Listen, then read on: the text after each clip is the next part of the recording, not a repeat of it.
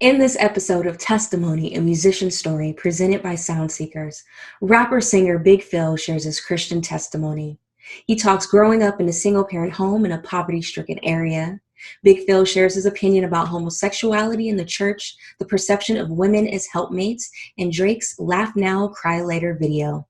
Additionally, Big Fil goes between the lines of QD, Finesse, Heaven's Gates featuring Mission and Reply from his Quarantine Dreams EP and our 4-song breakdown. I am Galika Brown, and this is Soundseekers presents Testimony, a musician story. All right, so let's get into it. Let's start with your first music memory, whether it be a song that you heard, a music video you saw, or like the first song that you ever played. First music memory. First music memory, man. My first music memory will probably have to be Michael Jackson, I'm Bad, the video.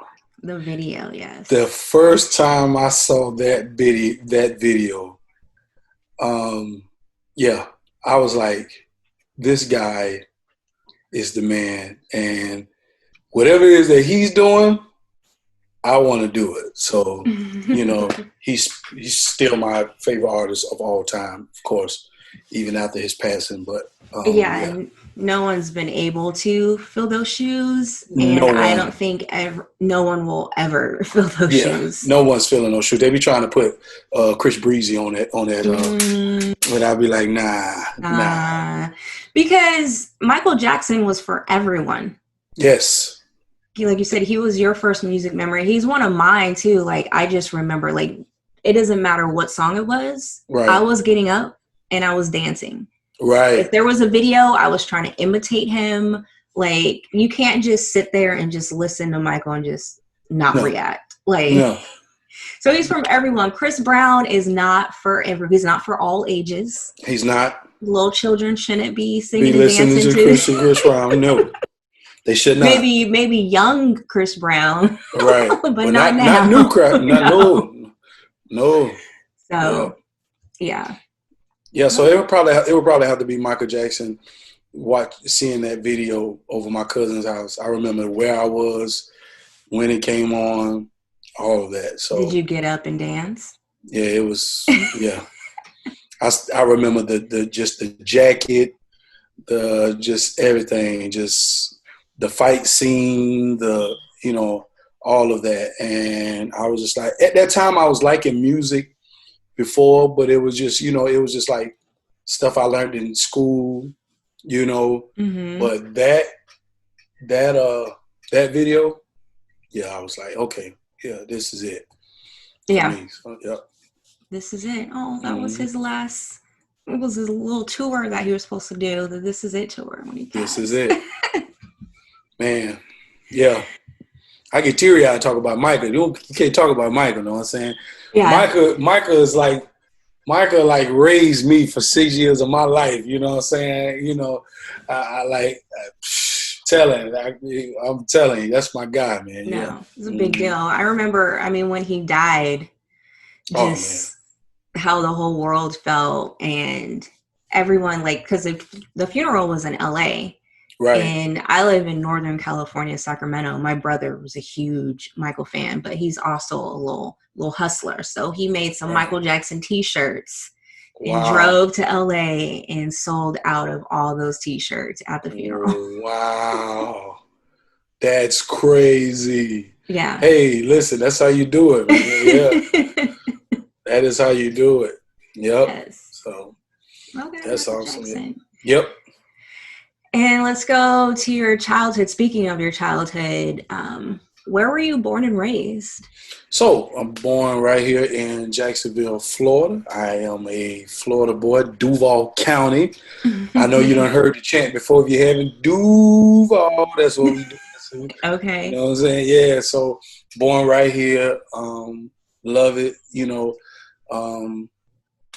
maybe be moving, wife trying to make me move, but I want to move too. She ain't just trying to make me move. Is she trying to move out of Florida or just the city?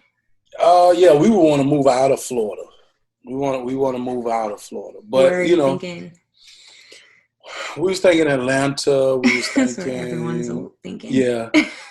Now, me personally, I'm a New York City guy, but it just gets too cold. Yes. If it didn't get cold, that would be a place for me to go. But I'm gonna probably get more bang for my buck in Georgia. And Houston is nice. It's just hot. Yes, it is. I went to school. I went to college there. You did, right? Yeah. Where you went? Texas Southern. Boom. Yeah. Let's go. Okay. Mm-hmm. Yeah. So. Yep. So Houston's a cool city. It is just hot. I mean, Atlanta's hot too, but it's a little bit. The humidity is different. I think there's less humidity in Atlanta than Houston. Yeah, in Florida we hot too. We like hot, but Houston has a humidity that I was like, well, we pretty much we have the humidity too. Like we kind of rolling neck and neck. But I remember going to Houston, and I remember at noon it was cooking outside. Like, it was crazy. We was down there for a conference, and I remember going outside and just like, yo, bro, this is hot, bro. Mm-hmm. You know what I mean? So, it's like a dry hot. Yeah. You know what I mean? It wasn't fun. I played softball when I was down there. So playing softball in California and then in the South are two completely different beasts. Completely different. So I'm not feeling that. Okay. So considering Atlanta, Houston, both good cities, I support both those. Yeah. We were talking about North Carolina, but no, we've just experienced something over the couple of times. We were thinking about Charlotte in particular, but Charlotte's not ready for us. Charlotte is just like, to me, a Jacksonville.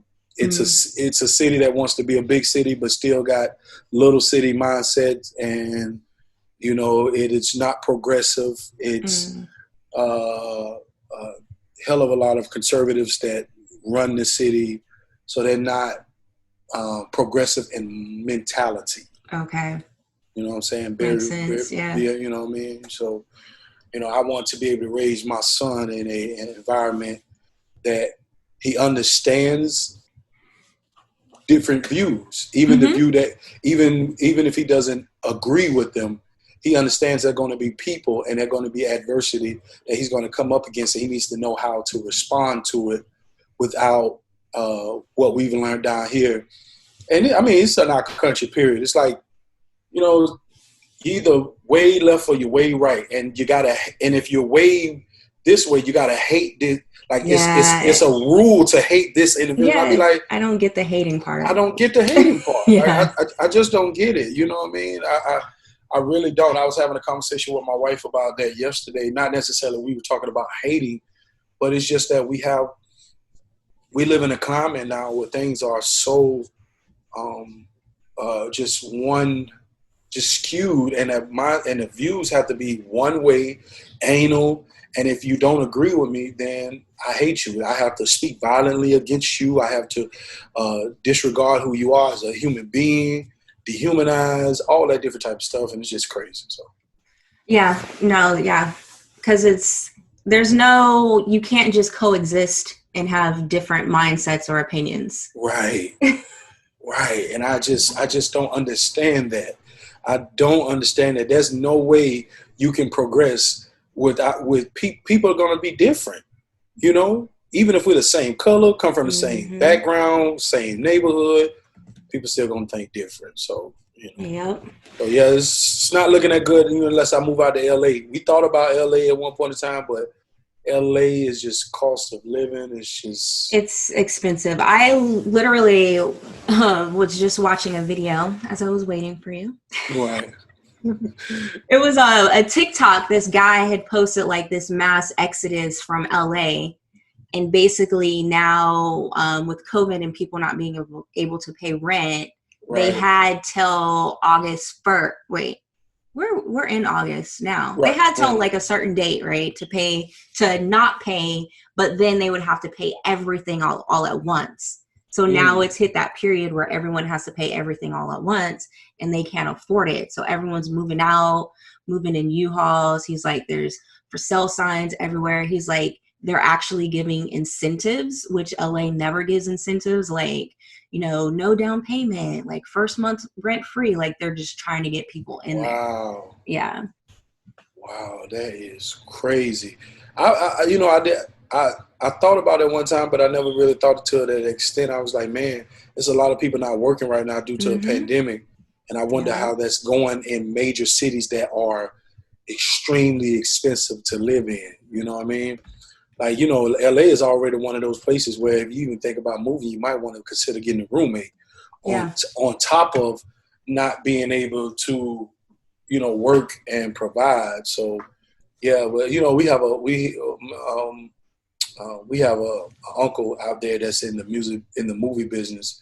So it's always been a place to consider as well. Okay. And then I've had other musician friends that have lived out there, but they've always said that Atlanta is the place to go to get more bang for your buck and still get the living of that you want. Miami has always been a spot. My wife is from Miami. Okay. So that's always been a consideration to actually go back to Miami. But I think that'll come at a later date. My father-in-law, he's from there.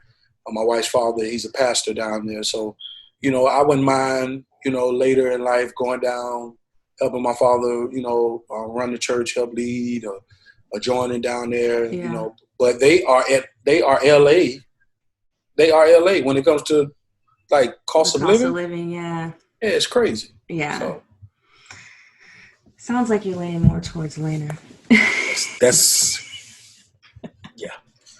a piece of a town down. That's what the young folk used to say. You know what I mean? So yeah, I'm leaning towards that. So yeah. Okay. So, born and raised in Jacksonville, Florida. Did you grow up in a 2-parent household? I did not. I grew up in a 1-parent household. My mother was a working, middle-class working woman, raising 2 kids, me and my sister, who's younger. I'm the oldest of us 2. And she did, she got on her grind, did what she could. Grew up for a bit of a time with my grandma around until she passed when I was 8 years old.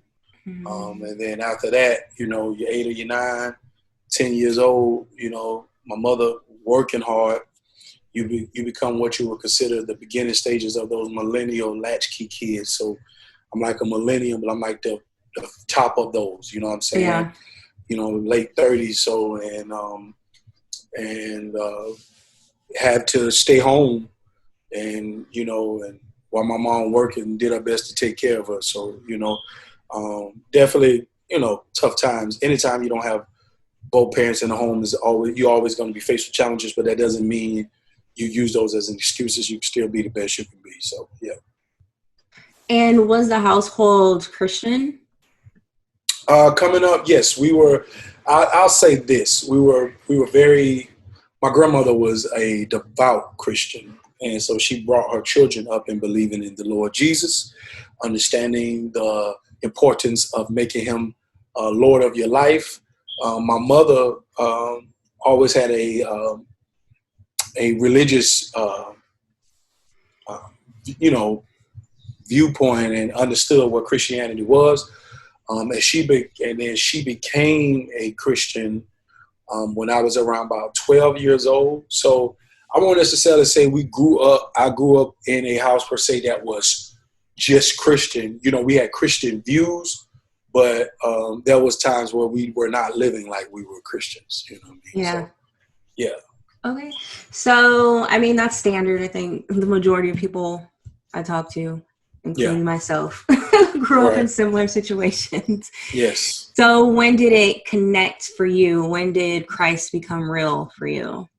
I was 16. I was 15 or 16 around those times.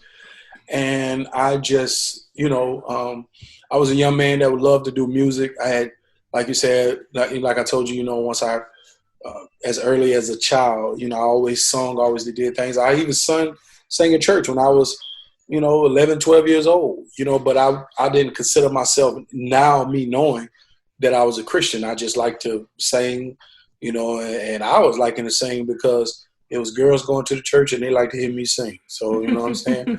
So, So I'm a sing. So I'm a sing, you know what I'm saying? So, but I had this desire to be one of the biggest stars ever that this world has ever seen. And I went out to doing music and, you know, started a group and rapping about music that was contrary to the character of God and what God would like for my life. And it was around about 15, 16 years old where I actually was about to sign a record contract. I won a contest for a deal and for Slip and Slide Records. And I don't know if you ever heard of Slip and Slide Records. Yes. Trick Daddy. Trick Daddy, yes. Yes. I know Slip and Slide. I grew up on Slip and Slide. Yes. I probably shouldn't have been listening to Slip and Slide. But. Right. So I won a deal. They had just, you know, they were just taking off down in Miami. They were doing their thing. And it was between my group and a group called 904 Click. 904 is the area code from Jacksonville, so that's why they would call that. We were called Outlaws for Life. And then we bumped into a situation where they say, well, if you get an opportunity to win the deal, you might have to change that name because there's a group that's already named the Outlaws that is connected with somebody by the name of Tupac Shakur. Yes, as soon as you said Outlaws, I'm like, You know what I mean? So we, at that moment, changed it to OFL, and we were just going to be called OFL, which stood for Outlaws for Life. So we would just go by OFL. And if someone would say, well, what OFL stands for, we would say Outlaws for Life, but it was going to legally be just OFL. You see what I'm saying? But then at that moment, we won the contest, had an opportunity to get the deal, and God began to strangely just do some things in my life that I just didn't plan for him to do. And that was to come after me like a creditor, is what I like to say. And he began to close doors in my life so that he can open a door for me to actually open the door that he opened for me to walk through.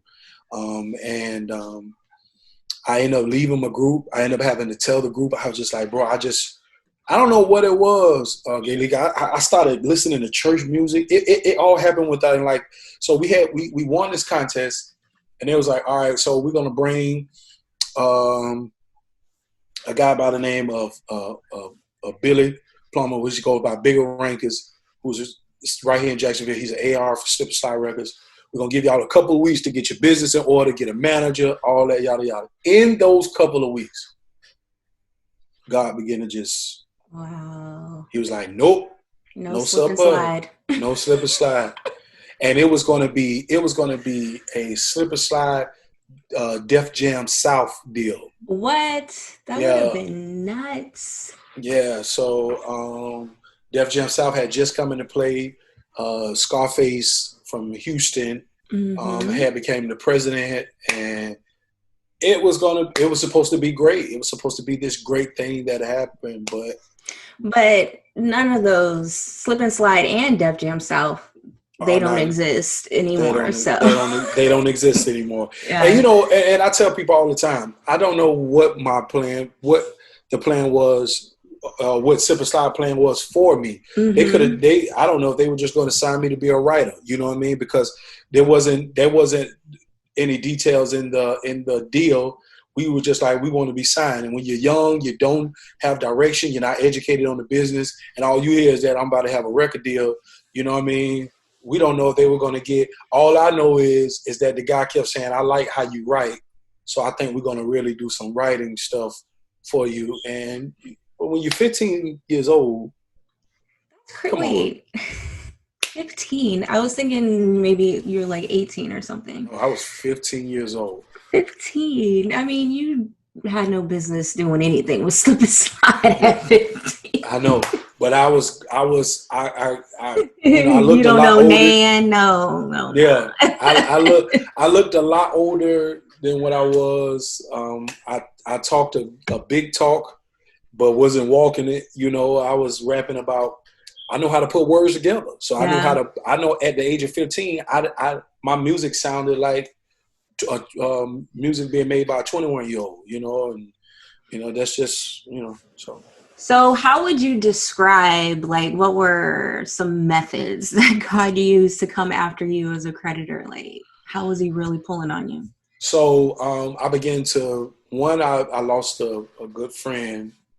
That was one. And I just felt like, where I was headed was going to be the streets.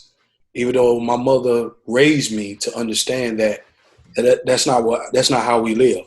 Mm-hmm. At the time, my eyes had been open and to things and how money went on. And you carry, sometimes what happens is, especially in a single parent home, you carry a unknown responsibility that your parents didn't ask you for. But because you saw what they went through, you have this mentality starts to sprout in you that you got to do something to get money to help take care of my family, to help. And I'm 15 years old. Like, no 15-year-old should even be having to worry about that. But that's just one of the day-to-days of coming from single parent homes, from what we would consider poverty-stricken areas. You know what I'm saying? I grew up on the east side of Jacksonville, where in the early 90s, there were more cases of the HIV virus, crack cocaine, violence. It was the most violent part of the city. Violent part of the city. It was. And I remember in 93 or 94, maybe 95, probably 93 or 94, we had peaked as a murder capital based on the ratio of how many people we had. So it wasn't in the sense of that we were had more murders than a major city like New York or LA or New Orleans or Miami. It was the fact that we didn't have nowhere near the amount of people they had, and we were killing at the rate that they were. And it was just that's, and 32206, that's my zip code. We was responsible for 75% of those murders. So, I just begin to see stuff, and I just begin to be like, I got to get out of here. Yeah. So when the music is not working for you the way it wants, you don't want to work a job because you still want to hang out. You still want to be able to do what you want to do. And I'm thinking about all this at 15. Yeah, that's crazy. That's crazy, that's right? super mature of you, the mindset. But it's also sad that you even have to think that way. Mm-hmm. And my mother didn't ask me for any of that. My mother did the best she could. My mom was doing her thing, but I just knew that there was some more things that I wanted, and there was some more things that she could have got if I would step up and play my part, because I had no father in the home. And it was just crazy. And I remember thinking about those things. So at 15, I was thinking about that, and God began to just, my next step was like, all right, I'm about to, I see my homeboys, they got wads of money. They selling a little weed here and there. Some selling crack cocaine here and there. It wouldn't hurt for me to, to do that. I got fronted with an opportunity to just, be somebody that look out, what I'm saying, at what we call the trap house now, and stuff like that. I never even told my mother this stuff, you know what I'm saying? Yeah. But God was like, nah, we're not doing it. So I began to dream. I began to have these dreams. I began to have these dreams of me dying and burning in hell. And then I began to have these dreams of me singing God songs, and leading choirs for whatever reason. Okay. You know what I'm saying? Yeah, It was just like crazy. And I would wake up just so fearful because they felt so real. And like, I remember vividly just these dreams of angels coming down, and just like seeing God in my dreams, seeing the Lord. And man, I was like, yo, I think I'm gonna just turn on some gospel music to kind of soothe my mind. And I was like, I never did that. And I couldn't sleep. So I began to ask God questions at night and just be like, hey, well, why is this the way it is? And why is this the way it is? And he led me to a church. And, and at that moment in time, I was still doing what I was going to do. I was hanging with my homeboys, and we was chilling, and his little sisters came home with some food.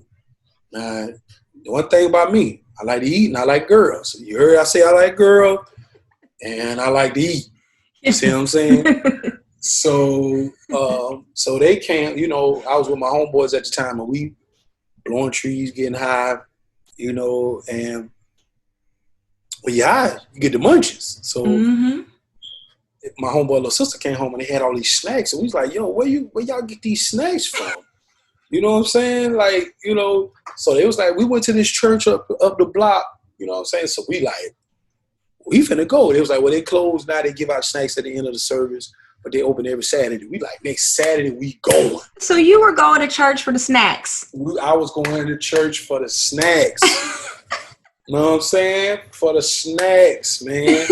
I was like, yo, we going up there. They came home with juices and cookies and chips.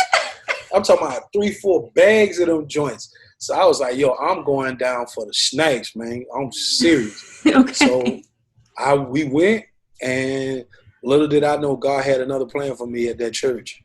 And when I got there, it was girls there, so I stayed. So I was like, snacks, girls, Big Fil, Fil, you know what I'm saying? So two priorities in life. Two priorities. But God had other plans. He began to connect me with people to share the gospel. And there was this group of young people that were called the Masters Task Force that were part of this church. And this church used to come, and after I met them, they were young just like me, but they were older. They was like 18, 19 years old. Mm-hmm. And just to see how radical they were about this God. And they would share the gospel, share scriptures. And I had who I call my mother in the Lord, my godmother, who actually came in, and after they shared the gospel, she kind of just laid it on me what it means to be this, that, and the third.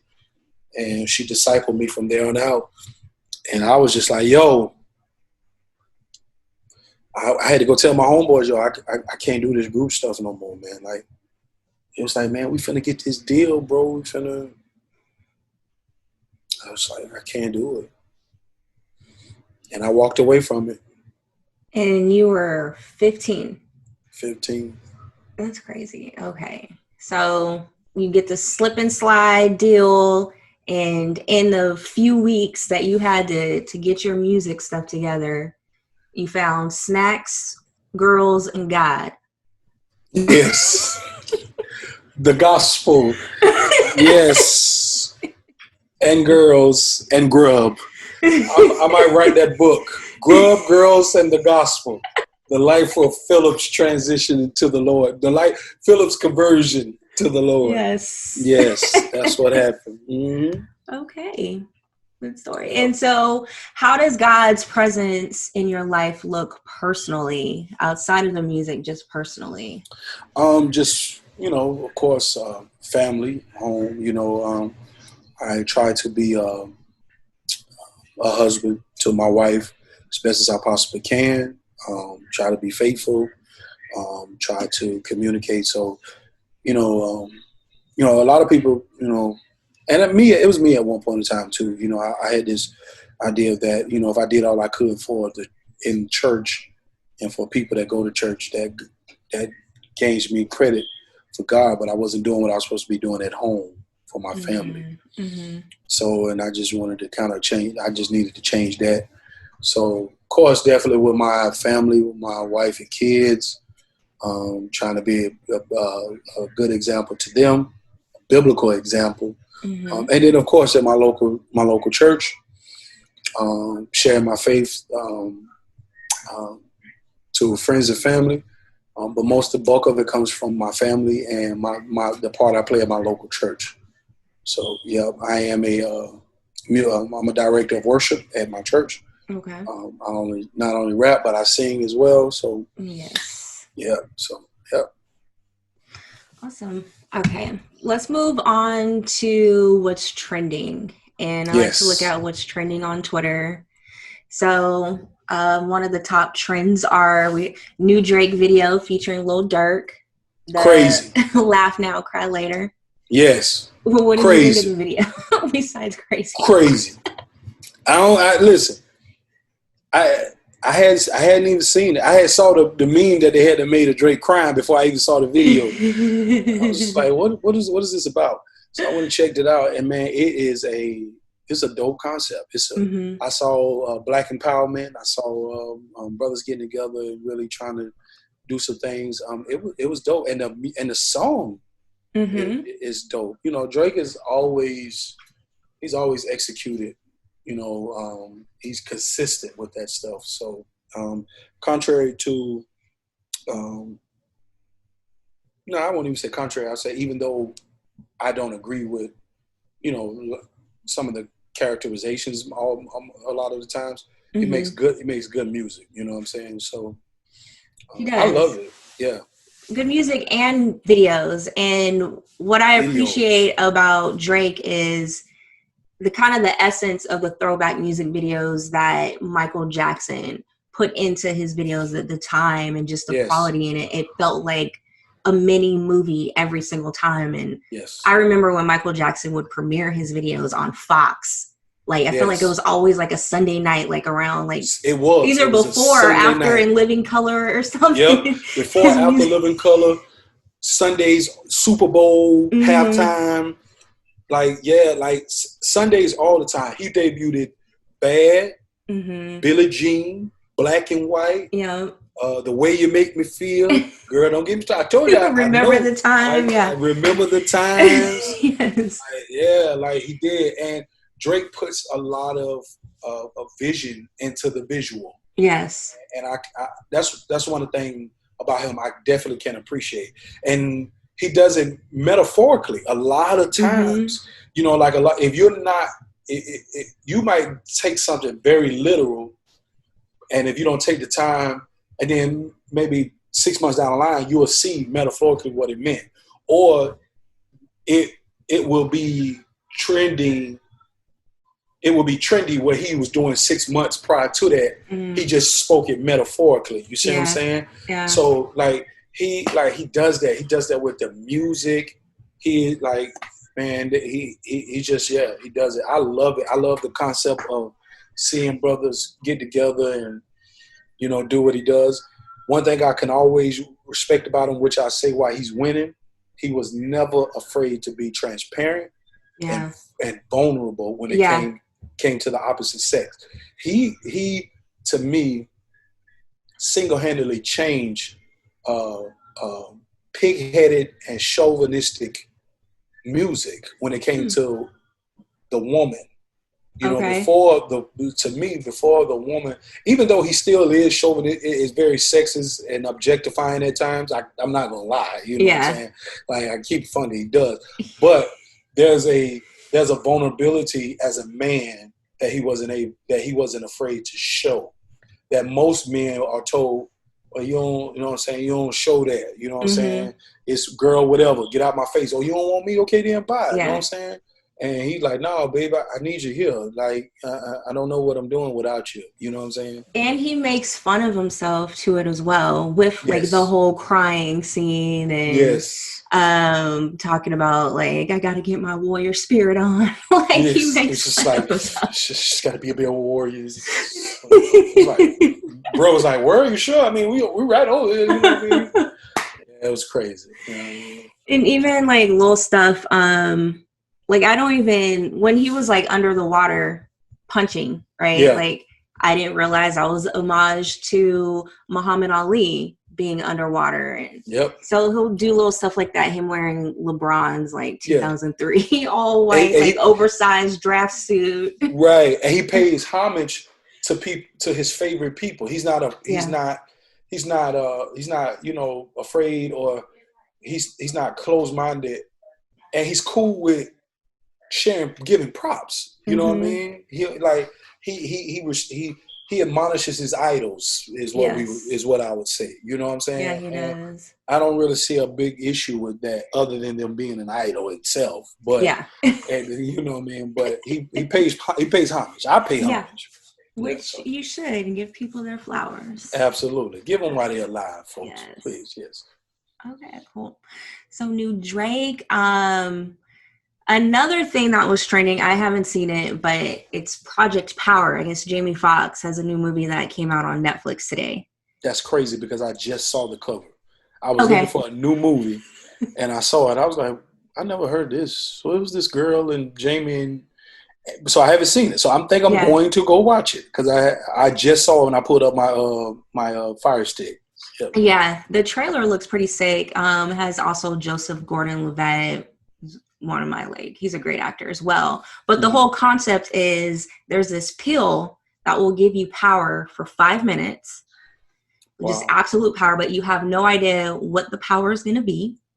And there's a possibility that one hit could kill you. Oh no. Oh no, I'm good. You want to take the pill? Nah, I'm straight. So I'm about to get a power. That's only plus. But then that's not even a plus because the power that it gives me, I don't even know what the power is. Yes. I don't even know if it's going to be something that I need to be using, or it's going to get me killed. And then on top of that, to go even hit it to get the power, I could possibly die. Yeah. Nah, I'm straight. I'm straight. What profits a man to gain the whole world, man, and lose not only his soul but his body at the same time? See, you couldn't star in the movie then, because then it would just be boring. Like the movie would end in 2 minutes. You'd be, nah, I'm straight. Yeah, it Roll would credits. I would have to be the guy that in the first 5 minutes of the movie would be like, "You tripping? That ain't gonna work." And I'll be the what you call it, pessimistic. Yeah, Yes. I'm not with it, doctor. No, sir. Well, okay, if you took away the fact that it might kill you, I do it. would you consider it? Okay. Yes, the fact that I ain't got to worry about dying, I'll do it. Yep. Okay. Yep.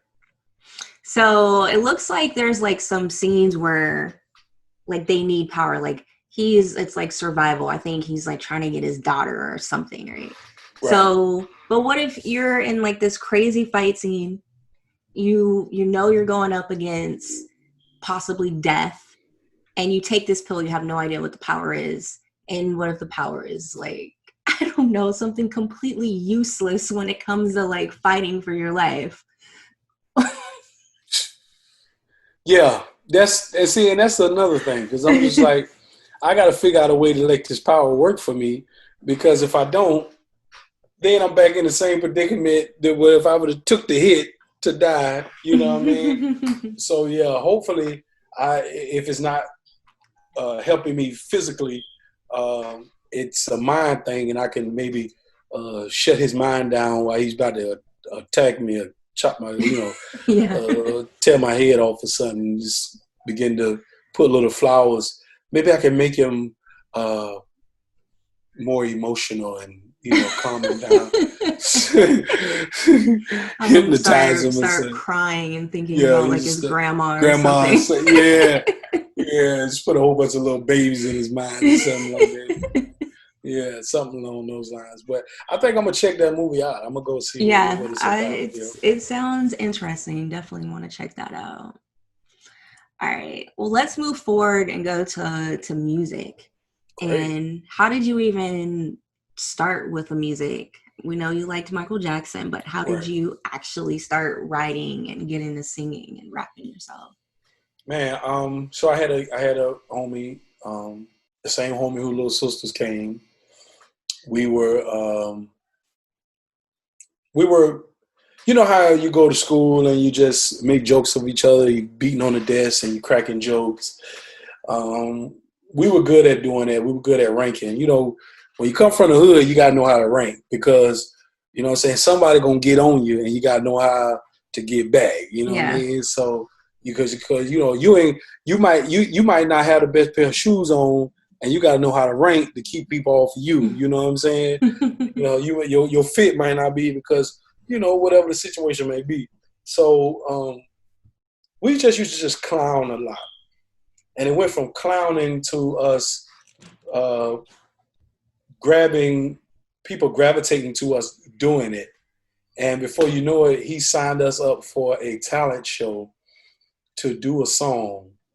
He came to my house and he was like, Bobo. That's what they used to call me. My nickname was Bobo.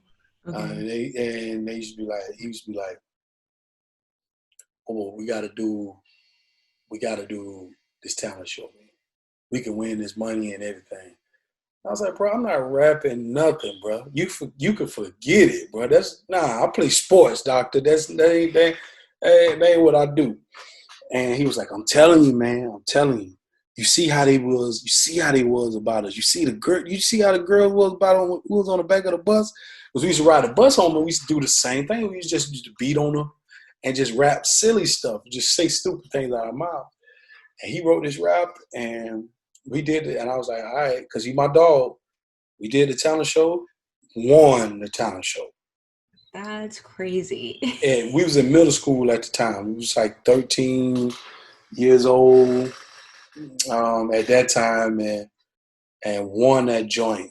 And 12 or 13, won that joint. And the whole school was on us. Like, it was like, wow, these dudes. And from then on, I just started doing music. We did the talent show again the following year. Won then, and we just started doing music. We started being recognized by the city. And because, the area we lived in, we signed up for another talent show that was done by the Girls and Boys Club of Jacksonville. And we won that joint.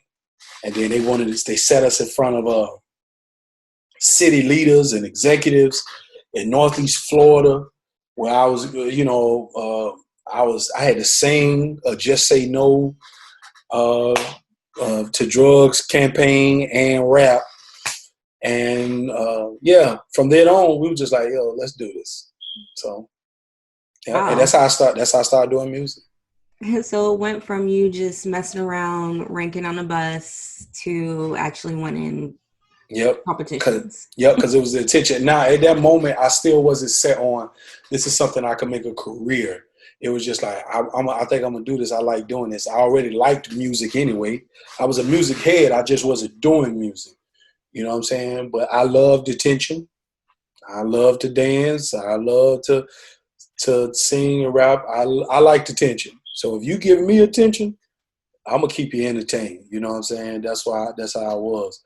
And I just started doing it. And before you know it, it was something that I was like, yo, I think I'm going to try to do this. You know what I mean? So when did you discover that you can sing too? I knew I've been singing forever. I had just stopped. I stopped singing because of my perception of what a singer was. You know what I mean? I grew up, like I said, going to church and seeing people in church, and I didn't like the view of a person that sings, especially if he was a man. Most of the ones I saw, they were very feminine and, they're just that type of thing. So I was like, I didn't, I saw it, when I was in, like I said, elementary school, 5th and 6th grade. It was when I got to the 6th grade is when I stopped. Cause, I was just like, boom, I was just like, so I knew I've been singing all my life. And then I just went back to it when I became a Christian, when I got saved. So prior to you giving your life to Christ, you associated men singing in the church with femininity. Yes. Like, I can't rock with you. Yeah. Man. Yeah. And did that change after obviously you sing it now, but still, it's still the same people singing in the church. Yeah. So what's the difference now? Yeah. The difference is because I saw another group of people actually doing it.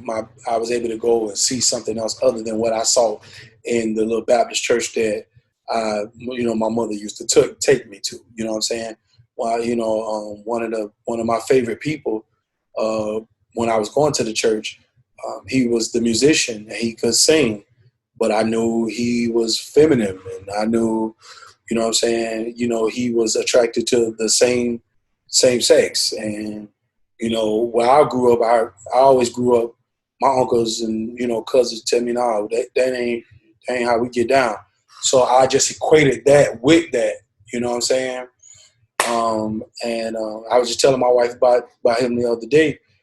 So I was like, I can't. And then me being a part of a group called 100 Black Men, when in the 5th and 6th grade, the choir consisted of guys that came off, you know what I'm saying? And, you're just immature and young, and you don't know how to separate those things. And then you just make it everything. So when I became saved, I saw other people doing it. I saw people became role models in my life, mentors that I had by the name of Freddie McIntyre, Carlos Hayes, these guys that nobody knows about, but they are impactful in my life that helped change the mindset of that. And they told me, man, that's going to be around forever because it's a part of the nature of man. It's a sinful nature of man. It's that don't necessarily mean that they don't love Jesus either. That just means that they just have this thing about them that they struggle with, and you have this thing about you that you struggle with.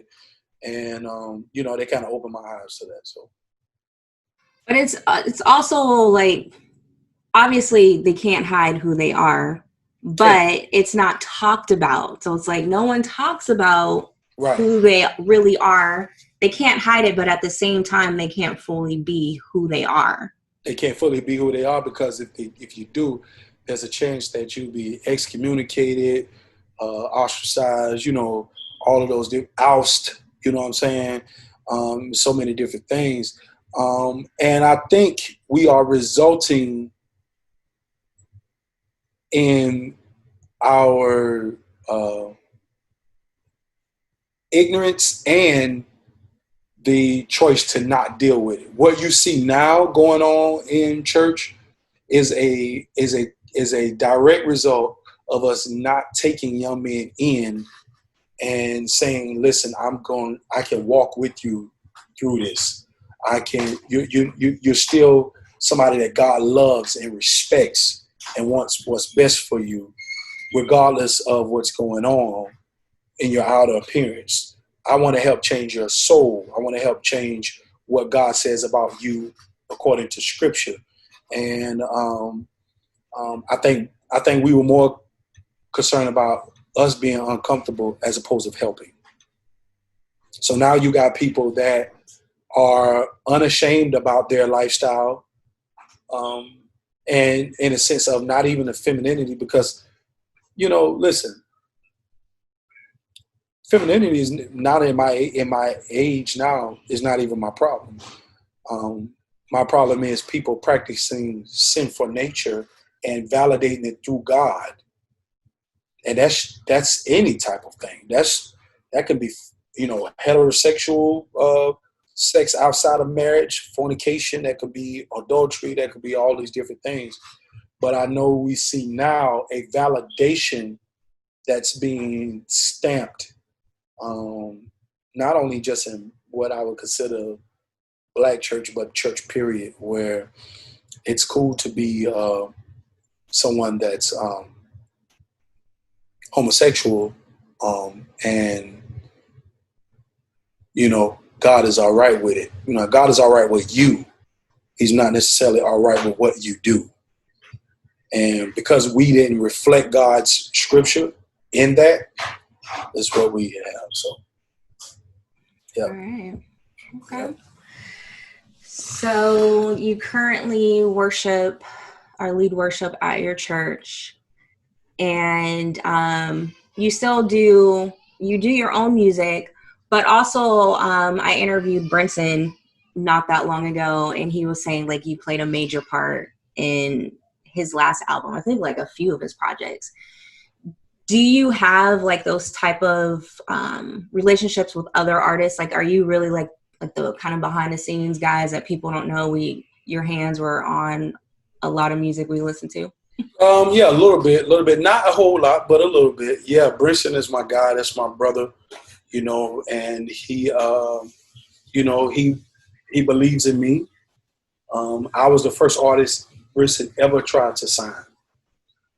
A lot of people didn't know that. Yes. Fun fact. Okay. Yep. I was one of the first ones that he ever tried to sign. I won't necessarily say I was the first, but I know I was one of them. Excuse me. And yeah, so ever since then, I was just like, yeah, I'm gonna do my own thing, and it was like cool. But he became my guy. We always respected each other musically, and it was always a mutual respect, and then there was a brotherhood in the music that turned into a brotherhood. Period. So that's my brother. Even if we never do music together, that's my guy. And because he trusts me, he knows what I can do. He knows what I'm capable of, being a songwriter, producing music, my own artist. I'm a creative at heart, and I think I'm more of a purist in that than anything, which is why my wife probably say I'm as aggravating as I am, a little adjective as I am, because I just flow in this creative space in my mind. And sometimes I say things that I shouldn't say, and then sometimes I am not as forthcoming because it lives in my mind. You know what I'm saying? So, but I appreciate the gift God has given me. It's a gift that I have, and yeah, and He trusts me. So He wanted me to be a part of the whole outcome of this 10th album. He was like, "Yo, this is my 10th joint. You know what I'm saying? This is important. You know what I mean? Throw the crown."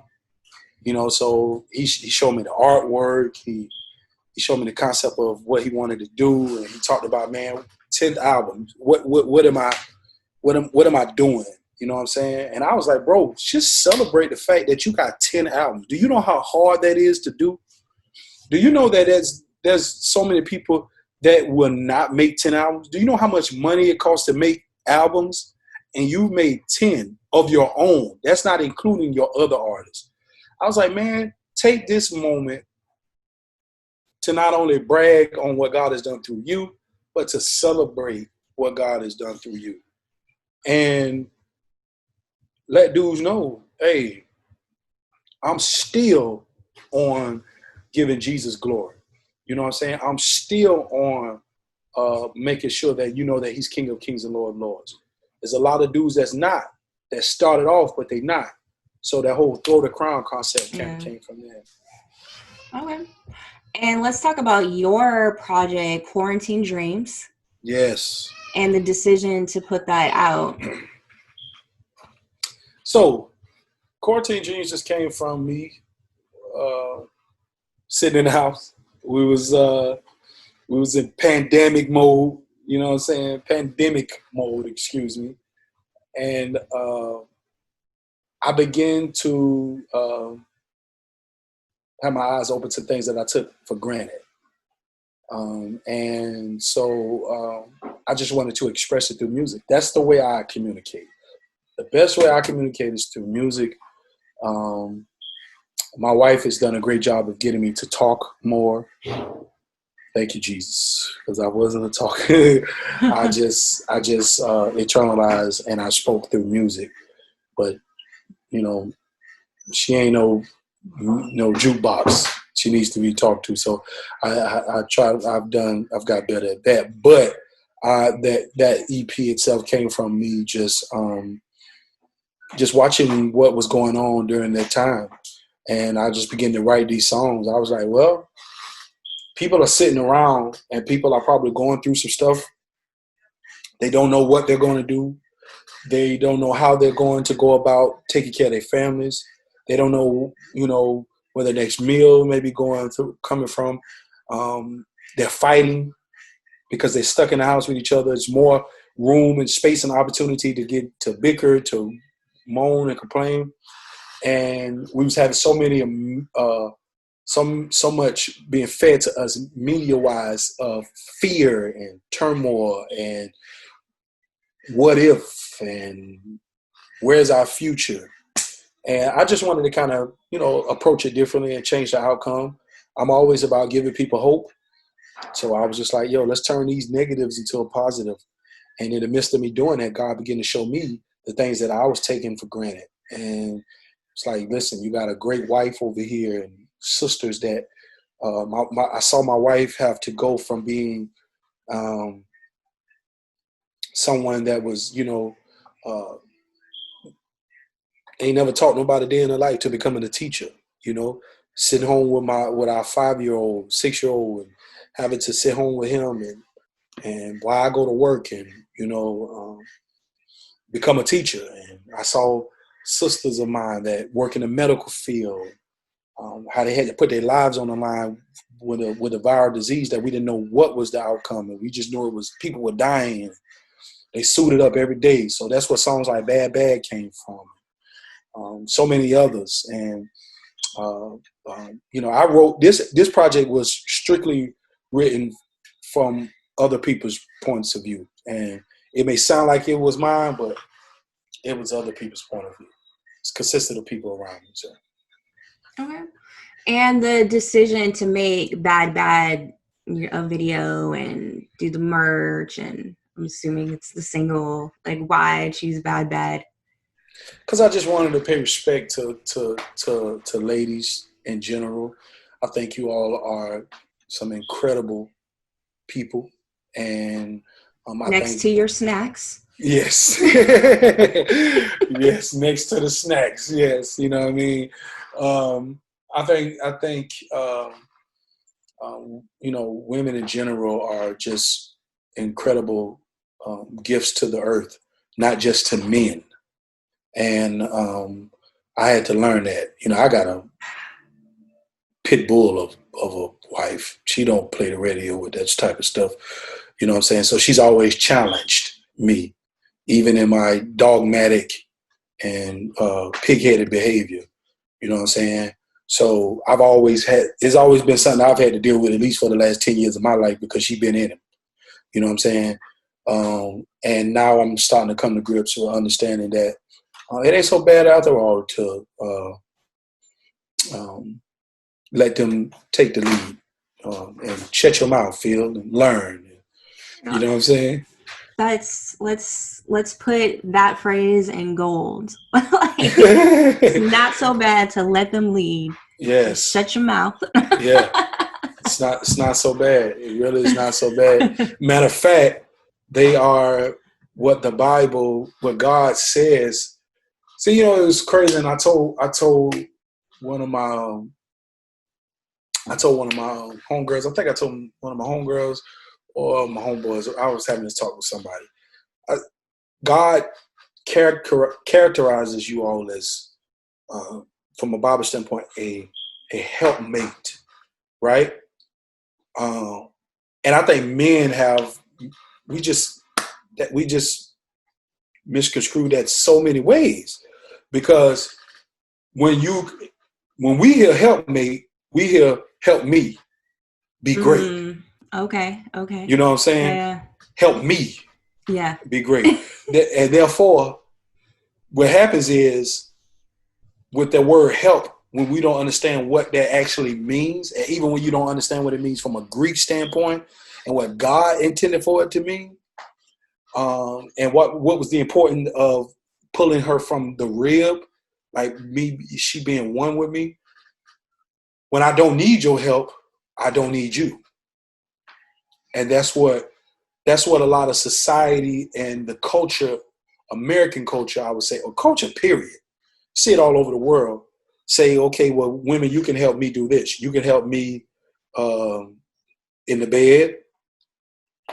You can help feed me food. You can help raise children. I don't need you to help me do anything else outside of that. Mm-hmm. And that's just such bad theology. You know what I'm saying? When you think about where you come from, when you think about God laying us down and putting us to sleep and pulling a rib from out of us, and you becoming, number one, I can't live without that thing. You see what I'm saying? So it ain't even a sense of help. Yeah. Just helping me be great. It's I need help. See, it's the glass half empty, half full. It ain't that you helping me. It's the mindset that, oh my God, I need help. I can't do this without this person. So sometimes that means when you need help, you have to learn. And when you learn, is to shut up and let somebody teach you. Right on. So, so I love but that's that. where that came from. Yeah, bad. So many other things. Yeah, this EP was special. It was quick. I didn't want to take a whole lot of time with it, but I like it. It came out good. So, All right. Well, let's do the 4-song breakdown great. section where the artist raps or recites a verse and discusses what's going on between the lines of the song story. So for you, I chose QD, Finesse, Heaven's Gates, and Replay. And if we can start with QD. Okay, so QD. So QD was actually the last song that I wrote from the EP. And it just summed up, what I had talked about a little bit on the EP and how I'm still out here doing my thing, still out here grinding. And I could have so much more material-wise if I just chose to do these things.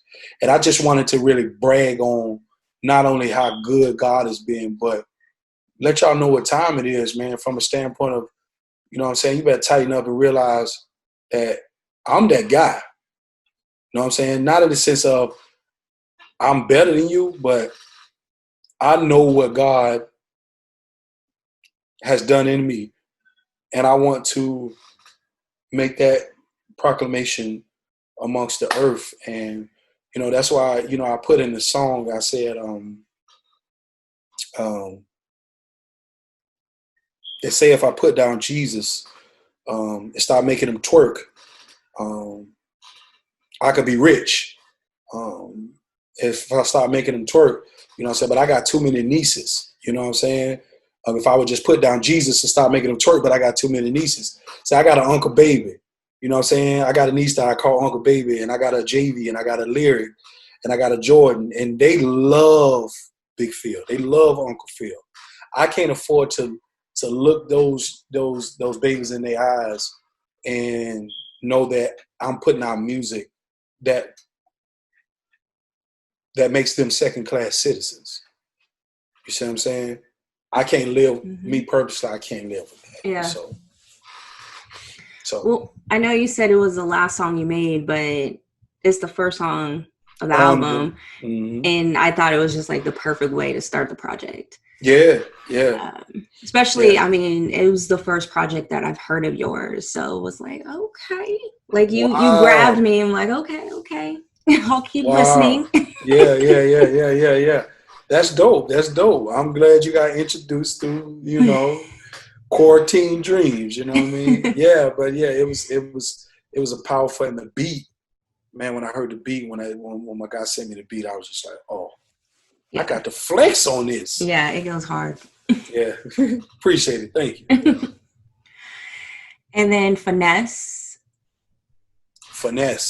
So Finesse was another one with just, one of those songs I wanted to have fun on. That one was more catered to when I heard the beat. I was just like, hey, so I was just bouncing and doing some things. And it was one of those songs that I was sitting here 2, 3 o'clock in the morning, and my wife is sitting on the sofa behind me, and I was writing it, I was doing it, and she was like, well, maybe you should do it like this. Maybe you should say this instead of saying that. And that whole, I don't need your help thinking, nah, son. She was just like, I'm telling you, people gonna think you talking about, because I said, I just finesse. The devil he got me stressed. Dealing with, I said something else. I can't remember actually how I said it. And it was a great line, but it wasn't the best line. And she was like, won't you say this so people can understand that just because they're going through, that don't mean they can come out. You know what I'm saying? And I was like, okay, I see you for the win, baby. You know what I'm saying? But my wife is a music head too. She's a hip hop head. She has a consumer's ear. She know what people will, she like. She could A&R album on her own. You know what I'm saying? She could sometimes be a little too biased, personally. You know what I'm saying? She don't do this mumble rap. So the whole cadence of that ain't her favorite stuff. Yeah. But, you know what I'm saying? She still has a music ear. So I feel your wife on that. I'll listen to it, but we agree there. Yeah. Yeah. So. And Heaven's Gates. So Heaven's Gates was a song I actually already had, but it kind of just fit perfectly with what was going on around me. And that consisted of me just having conversations with people because we were going through a pandemic.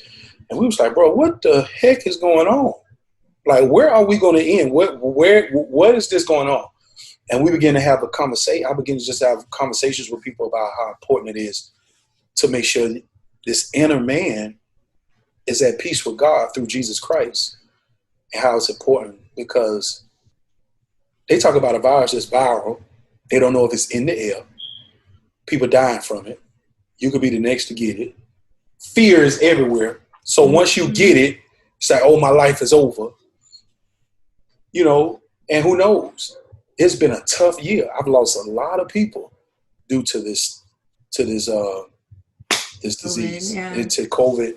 And I was just like, hey, man, I'm just trying to make it into heaven gates. Focus on my grind, not my mistakes. You know what I'm saying? I'm just trying to show them there's a better way. Like, I'm just trying to make it into heaven gates. And I was like, I just made this record. Like, and this record ain't even really got that much love like I felt like it should. You know what I'm saying? And I did it with my homeboy Mission. You know what I'm saying? You know, he's out there, Cali. Yeah, you know I know Mission. And I was curious as to why you don't say that he's featured. He doesn't get the credit on the album. You know what? What's crazy is that on the artwork I put his name. Okay. But what happened is I had already kind of, you know, got the single ready, and he wasn't on it. Okay. The first draft. But then I was just like, I hit him up. I was like, yo, I need you to do this record. He was like, all right, cool, just send it to me. So I sent it, and then he did it. And then it was just like, boom, let's go. And then I never changed the credits of him being on it. So when I tried to change it on the album, because I had already legally had it as a single, they didn't let me do it. So, you know, it was one of those things. So that makes sense. Yeah. But you, like, talking to you, you guys have similar energy. You and Mission. Oh, yeah, Mission. Yeah, that's my guy. He's for sure. That's my guy. He's my guy. I can see you guys vibing and being good friends. Yeah, we met in New York, and you know, he's when we did the Kingdom Choice Awards one time, he's been cool. I love his lyricism. I love his flow. I love his approach to music. He bought it just as swagged out as I am. You know what I'm saying? So that's why I like him. You know, he does. We got similar vibes. So yeah. And he's killing it, man. That's my guy. He's one of the most underrated. Even though he's not, like, he still is. Like, people don't understand. You know what I mean? Shout out to Mission. Yeah. I agree. Let's do Replay. So Reply is the name of this. Reply. You good. So Reply is very special to me. That's the single I'm gonna actually we're gonna put out pretty soon as well. It's very special to me because it was like I said, it was one of those songs that was not inspired by me. It was inspired by someone else, and it was a song I had wrote directly from my wife's story. You know, my wife had went through a tough time, a tough season in her life, and I couldn't. It felt like God was holding me at bay, so He can do His work, not me. You know, come in and try to be Mr. Big, or you know what I mean. It was like, nah, she don't need you to do this. She needs me to do this work. And she went through a tough season in her life, and just with relationships with people and different things like that. And it was hard. And for me to watch her go through what she went through, and I couldn't do nothing about it, or every time I would want to do something about it, she would just be like, that's not what I asked you to do. I just asked you to listen to me. You know what I'm saying? I don't want you to do anything else. No, don't go do that because I don't want, because as long as this is going on, this is going on, this is going on. Because I did, it's not going to happen to me. I was like, nah. But she was like, just let me, I see what God is doing in my life. And I was like, you see what God doing in your life? You over here crying almost every other day. I want to do something about that. It's not your job to do anything about it. God is working on me. He's doing something in me, and he was. And he began to show her stuff and show her stuff about herself. And she began to minister to me and to herself. And it was crazy. And I just pinned it. I said, okay, well, since I can't do anything about it, I'll rap about it. And that's what I did. I mean, it's just, there is super just spiritual maturity in the fact of knowing that you're going through something and God is working on you and just being like, just let it happen. Like, I just need you to listen to me.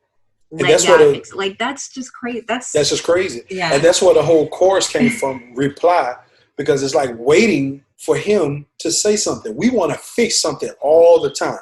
I wanted to fix it. But that's why I say heartache, didn't I? See me break, see me cry, frustrated, cause they lie.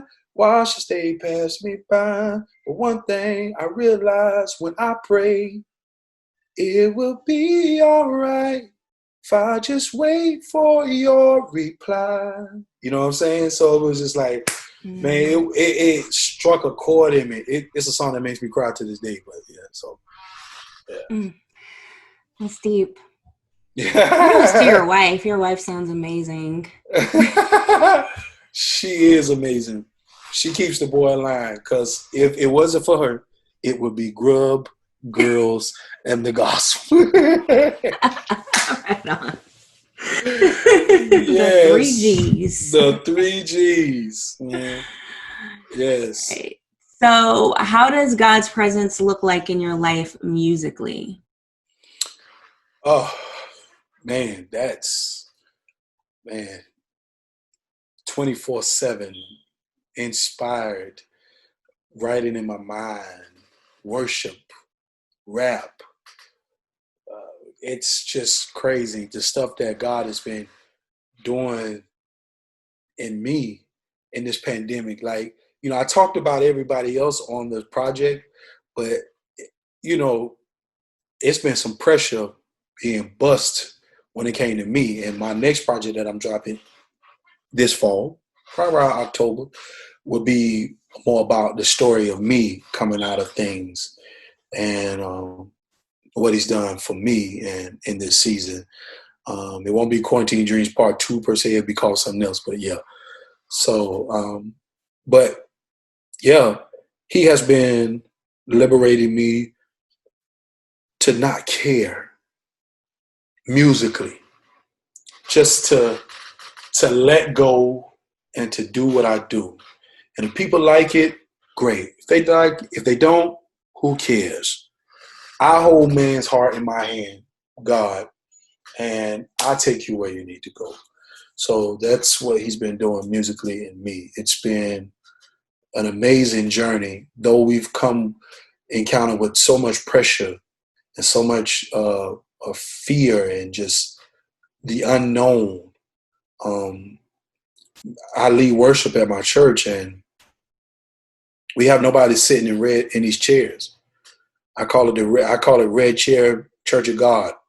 You know what I'm saying? And even though we're not Church of God, but that's why I'll be like, hey, we're back to the red chairs, because nobody's sitting in these chairs, and it's a different type of worship that you gotta engage with and relationship with God when ain't nobody there to cheer you on or to say hallelujah or to say how anointed you are. Mm-hmm. There's no one there. It's just you and God.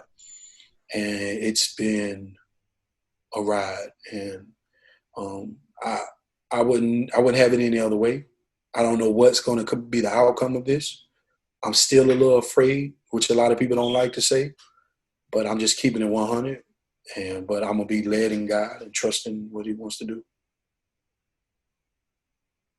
Right on, right on. And my final question for you, now that you've completed the interview, Mhm. who would you like to see me interview on the show? Man, I don't know. You do a great job at it too. Like, you know what to ask and the questions, and I love the vibe that you have. You're not so closed minded with religiosity, and you're not afraid to ask about these things, the trending things, and yeah, I didn't know what you was going to say when I talked about, hey, it's okay to have people that are not attracted to the same sex, but you still value them and love them, and they can know God, and all of those things. And it's cool. So I would love to see you get some people that do not have. And I don't know what your views is. You didn't say, but you just seem to be open with it. But I would love to see you have conversation with people uh, that are more tightwad in those areas. Okay. You know what I'm saying? To see how you would kind of, you know what I'm saying? That's not going to say the same thing as me. That's going to be like, yeah, it says be separated from all sin and get away from all those things. Yeah. Yeah, okay. You know what I'm saying? So I would probably say, I don't know. I won't name those people. Yeah. I was curious. I'm like, are you about to name those people? I won't name those Call people. them out? Yeah, I won't name those people. I won't name those people at all. Now I'm afraid to say anybody's name because somebody going to say, well, you just said my name and then you said that. These people are not those people. I would love to see you hear those type of people. But I got another guy who's a brother of mine in the industry, who I met through the industry, that has an amazing story. If you haven't interviewed him already, but to see him step away from music and embrace the industry of fashion, my homeboy D-Mob. Oh, no, I haven't interviewed D-Mob. I remember him from back in the day, and then he disappeared. I didn't hear anything. I know he has a song with somebody else that just came out not that long ago. Yeah, I don't know who, but he has an amazing story how he just put it down, and I think he has a song with K Drama because that's his boy. I think it was Drama, but it might have been but he just has an amazing story, and he does an excellent job with I Keep Good Company clothing, and I know how much he loves music. We've talked about it. I know how much he loves it, but he followed God, you know what I'm saying? And he's being blessed. And I would love to, have people hear that story. I've heard the story, because I just know him, but I would love the people to hear that story because that's inspiring. And a lot of times people don't want to walk away with what they know and what they're familiar with. Sometimes God wants you to do that. This is what he's doing, with me in this season. I'm walking away from what I'm familiar with. I'm embracing other type of music, and I'm working with guys that are pushing me. And, it's not an easy thing. It's really not. And I've known to do things by myself, and God is just doing something different. So, yeah, he will be dope. I hope you enjoyed the episode. Please subscribe to our show. And if you really enjoy the content, please leave a review. It really does help with the ranking. For all things testimony, visit testimonystories.com.